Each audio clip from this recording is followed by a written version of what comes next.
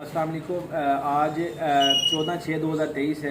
मैं अपने घर से सुबह जब निकला बैंक गया HBL बैंक, तो जब मैं वापस आ रहा था स्टेट बैंक फ्लाईओवर से ऊपर आ रहा था मुल्तान में, तो कुछ लोग मेरे गाड़ी के आगे मतलब कि अपनी गाड़ी लेके आ गए। उन्होंने मेरी गाड़ी रोकने की कोशिश की। फ्लाईओवर पे था तो आगे स्लो हो गया, तो साथ साथ करते मेरी गाड़ी स्लो हो गई और वो अपनी गाड़ी से 3 लोग निकल के आए। मुझे कहने लगे कि इस गाड़ी पे FIR है।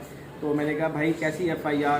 तो इतनी देर में वो मेरी गाड़ी खोली, उन्होंने मतलब कि दरवाज़ा डोर खोला और चाबी निकाल ली। और चाबी निकालने के बाद मुझे दबोच और कनपट्टी पिस्तौल रख के असले के ज़ोर पे अपनी गाड़ी में लेके गए।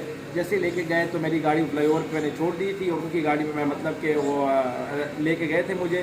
तो मैंने जब देखा तो उन्होंने लोड नहीं किया होता पिस्टल, क्योंकि उसके पीछे जो है ट्रिगर थोड़ा सा पीछे था नहीं था। तो मैंने उनको दबोच लिया, मतलब उसका पिस्तौल दबोचने के बाद मेरी उनके साथ फाइट हो गई गाड़ी के अंदर ही।